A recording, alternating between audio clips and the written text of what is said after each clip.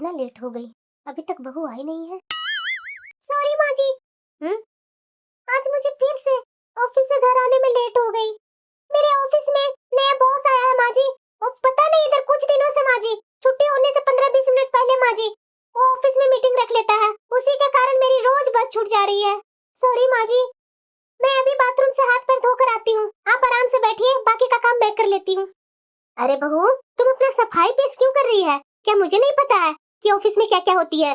तुम आराम से बाथरूम में हाथ पैर धो लो ना बहू, इतना हड़बड़ाने की क्या जरूरत है?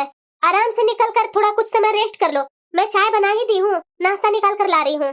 मैं तुम्हारे चक्कर में चाय भी नहीं पी हूँ कि बहू आ जाएगी तो चाय पी लूंगी। और हाँ बहू, मैं सब्जी दाल बनाती हूँ, तुम आटा गूंथ कर पराठे सेक लो। तुम्हारे ससुर जी और विकास आ ही रहा होगा ऑफिस से।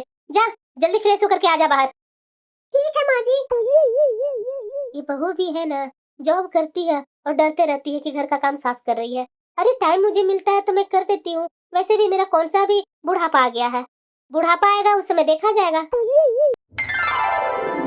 वाह, क्या मैं किस्मत पाई हूँ। ये सासू माँ का गर्मा गर्म चाय से तो मेरा दिन भर का थकान यूं ही मिट जाता है। जरूर मैंने पिछले जन्म में अच्छे कर्म किए होंगे, उसी का फल है कि मुझे इस जन्म में इतनी अच्छी सास मिली है। अरे बहू, तुम चाय पिएगी भी कि तुम बैठे बैठे सोचते ही रहेगी? नहीं नहीं माँ जी, पी रही हूँ। क्या कुछ बात है क्या बहू? नहीं नहीं माँ जी, ऐसी कोई बात नहीं है। आपको आज आने में देर हो गई है।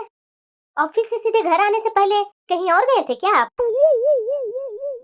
पापा जी, ये लीजिए पानी, मैं चाय चढ़ा दी हूँ। बेटा पीहू, तुम्हारे मायके में कोई परेशानी चल रही है क्या? नहीं पापा जी। बेटा, हम तुम्हारे अपने ही हैं और ये दो परिवार एक ही है बेटा। अगर तुम्हारे मायके में कुछ ऐसा चल रहा है, निसंकोच होकर बता सकती है मेरे से। हाँ बहू, तुम्हारे ससुर जी बिल्कुल सही बोल रहे हैं। अगर ऐसी कोई बात है तो बता दे ना बहू। इतने दिन हो गए बहू, हर बार सैटरडे को चली जाती थी मायके और संडे को शाम शाम तक आ जाती थी। लेकिन अब क्या हो गया ऐसा बहू, तुम सैटरडे को अपना मायके नहीं जा रही है? आखिर बात क्या है? ये बात तो मेरा भी मन में बहुत दिन से हो रहा था कि मैं तुमसे पूछूं, लेकिन तुम्हारे ससुर जी आज बात खोल ही दिए हैं तो मैं भी जानना चाहती हूँ। आखिर बात क्या है बहू, बताओ तो जरा। बेटा, हम तुम्हारे अपने हैं, तुम निसंकोच हमसे कह सकती है। आपको ऐसा क्यों लग रहा है पापा जी? बेटा, मैंने तुम्हारे पापा को अभी अभी एक दुकान में काम करते देखा। वो क्या है ना बेटा कि अभी अभी हमारे ऑफिस में गुप्ता जी का रिटायरमेंट का एक फेयरवेल का पार्टी का अरेंजमेंट करवाया गया है।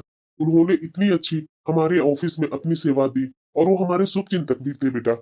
इसलिए मैंने सोचा उनकी यादें के लिए एक अच्छा सा सूट का कपड़ा ले लूं, क्योंकि उन्हें कपड़े का बहुत शौक है। उसी टाइम में मैंने देखा कि तुम्हारे पापा ग्राहकों को कपड़े दिखा रहे थे।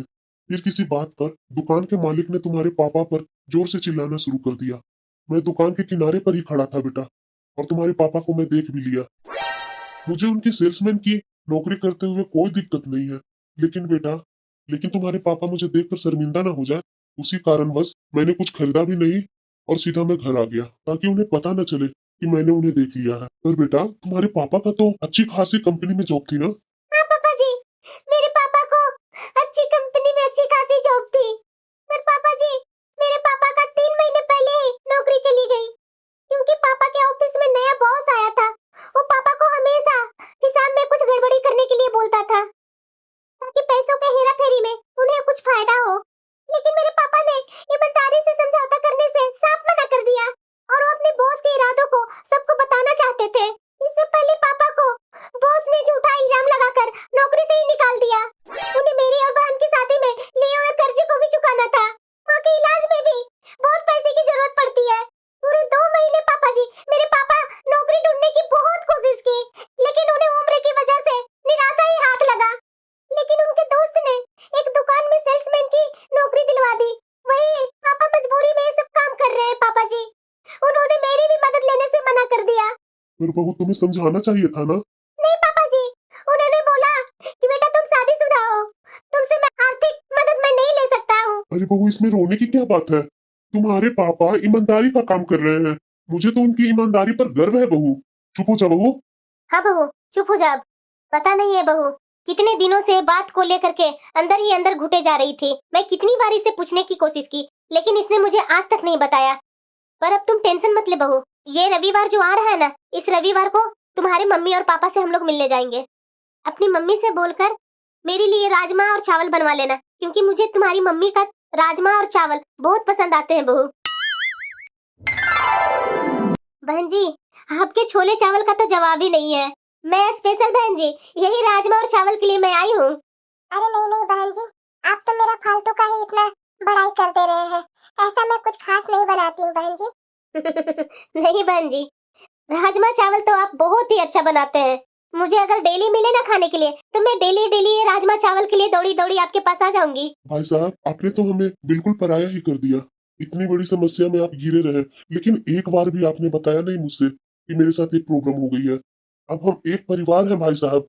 ये परिवार में सुख दुख जो भी आएगा, हम हमेशा बराबर का भागीदार रहेंगे। मुझे आपकी ईमानदारी पर पूरा भरोसा है भाई साहब। मेरे एक खास मित्र का एक ज्वेलरी का शोरूम का एक अकाउंटर चाहिए था, जिसे कंप्यूटर का अच्छा ज्ञान हो। मुझे उस पोस्ट के लिए आप मुझे योग्य लग रहे हैं। जब तक आपकी रुचि और काबिलियत की जॉब नहीं मिल जाती है, क्या आप इस जॉब को करना चाहेंगे भाई साहब? मेरी बेटी ने जरूर से पिछले जन्म में कुछ जरूर पुण्य कर्म किए होंगे, जो इसे इतने अच्छे सास ससुर मिले। आपने मेरी मान भी रख ली और आपने मुझे मदद भी कर दिया।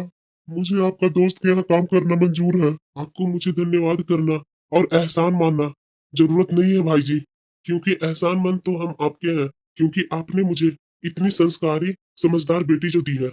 और हाँ भाई जी, हमारी बहू पहले आपकी बेटी है। अगर आपकी बेटी कुछ मदद करना चाहती है, उसे कृपया कर भाई जी मदद करने से मना मत कीजिएगा। उसे पराया न समझे भाई जी। मैं धन्य हो गई बहन जी कि मेरी बेटी की इतनी अच्छी ससुराल मिली। बहन जी, ये सारी बातें अब नहीं होनी चाहिए। हम एक परिवार है बहन जी। सुख दुख हम लोग एक दूसरे से बांट कर चलेंगे, क्योंकि परिवार में तो यही होता है ना बहन जी।